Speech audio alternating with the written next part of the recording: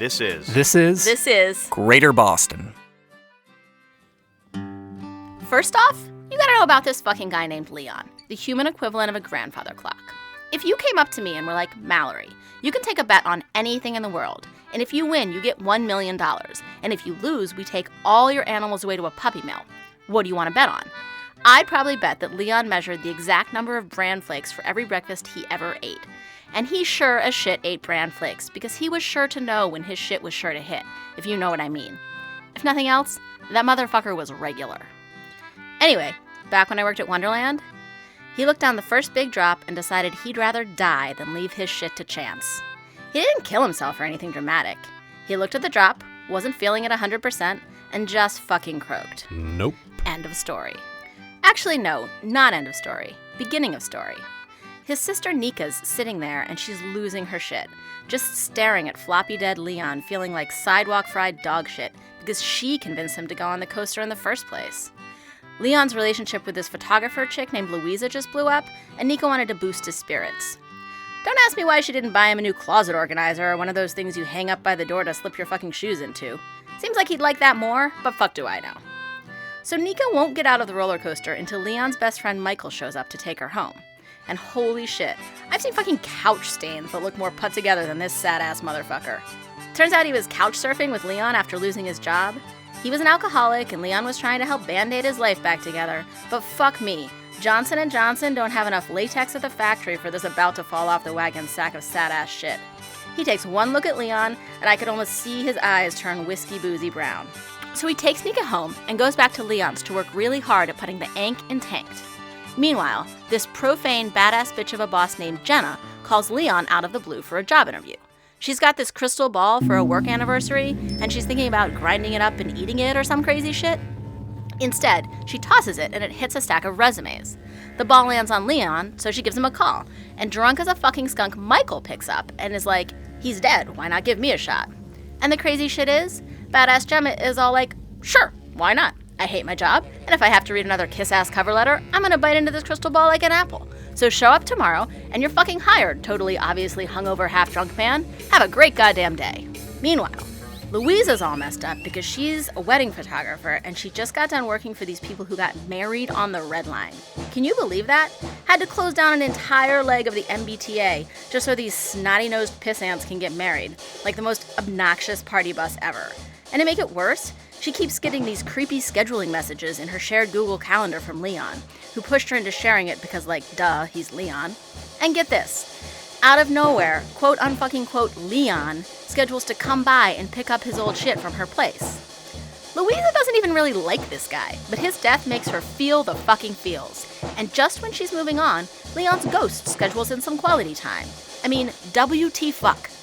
But I'm getting way ahead of myself, because back at the funeral, Nika is up there blabbing about her other brother, Dimitri.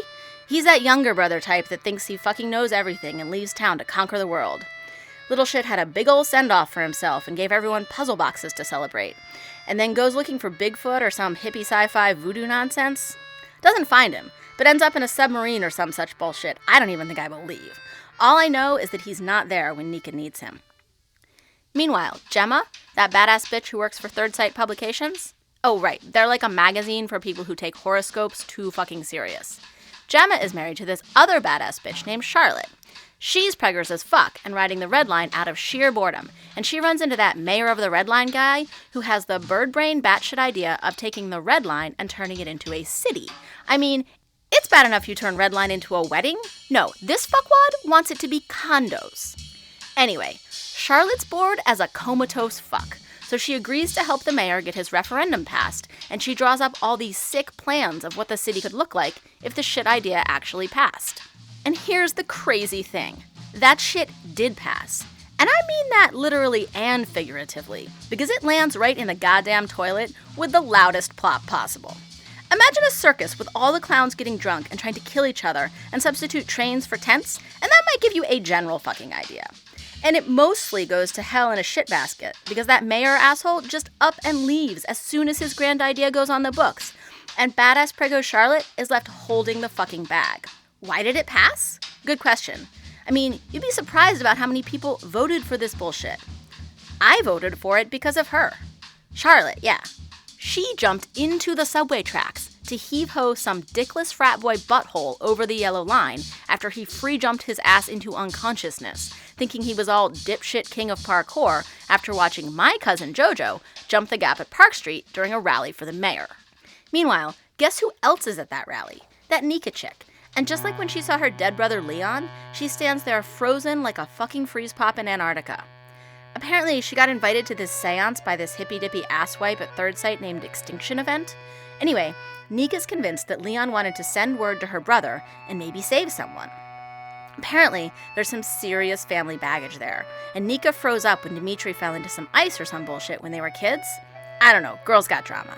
Anyway, she's beating herself up yet again because she doesn't do jack or shit for dickless McFratfart, the self-appointed asshole king of parkour, and she's feeling even worse for herself because her whole thing was she wanted to be famous or something. She's all sad, so she goes to the Charles to throw this message in a bottle to Dimitri, who is still riding around underwater in a submarine looking for Atlantis like a fucking bitch. And some dude named Terrell, who works at Third Sight, was all sad and thinking of jumping into the river because he was mad at Extinction Event. But I guess somehow, seeing Nika throw that shit like a champ got him to turn it the fuck around. Meanwhile, Michael is working at Third Sight with Extinction Event up his ass so far he could give him fucking 5 lifetimes worth of proctology exams. And Michael has no idea what he's doing, and there's like fucking boozy traps everywhere. Michael just can't fucking deal. So he dials up old ding-dong dead Leon for moral and spiritual support, and that's when he starts emulating his calendar. Yeah, that's right. He's the reason poor Louisa is as confused as a tourist clusterfucking their way through their first New England Rotary. But she vows to figure it out and sets out to track Michael down. But first, she runs into badass bitch Gemma, who's exploring the new Red Line, which is about as chaotic as a barrel full of fucking monkeys in a shitstorm of an earthquake. Someone steals Gemma's crystal, and she's like become attached to it because it makes her feel better after she gets fired or some shit. I know, she did a complete 180 on that. 180 or 360? 180, I think, but whatever the fuck. She wants the ball back, and Louisa, who gave up being a wedding photographer after that party bus on a train ride to hell wedding, she's ready for something new. So now she's a forensic photographer for Redline, taking pictures of crime scenes, cool shit like that. Meanwhile, badass Gemma organizes the shit out of Hell on Earth Redline while Charlotte rests from delivering the baby. Nika goes bonkers on a train, goes back to Wonderland, rides around like a crazy person until she meets this old dude who says he knows her. She says nope, just like her brother did before he died, and goes for one more ride, throwing that shitty puzzle box clear into the next county. And bitch-ass Dimitri finds some dead people in Atlantis and is like, fuck this, I'm going home. Psh, good luck with that, dude. Your brother is dead and your sister is gonna kick your nuts clear out your throat next time she sees you. Oh, and Michael? He runs into the mayor right before he's about to skip town. Mayor of Redline my ass, more like mayor of chicken shit Yellow Belly line. And good old Michael just got evicted from his place, and he's thinking about drinking because his life just blew clear to shit again. But he doesn't drink because he's like, dude, it's all about choice. Just like you're choosing to be a little fucking chicken shit bitch right now, which, whatever, dude, if that's what you want, but fucking own that shit, Mr. fucking bitch-ass shitheel mayor of chicken shit Yellow Belly bullshit town. So yeah, that piece of sad-ass bag of shit Michael ended up being cool in my book. No idea where the mayor went, but fuck that guy, right?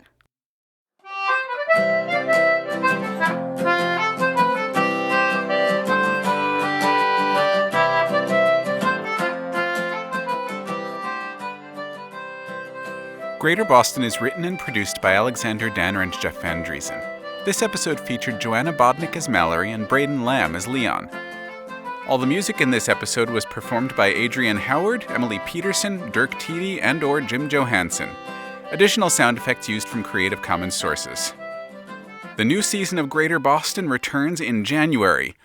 The first new episode of Season 2 airs on January 24th. We hope you'll be listening. Just like you're choosing to be a little fucking chicken shit bitch right now, which, whatever, dude, if that's what you want. But fucking own that shit, Mr. fucking bitch-ass shitheel mayor of chicken shit Yellow... All right, guys, come on. You're doing so good. I was like thinking to myself, I can't believe she hasn't like broken with this. But...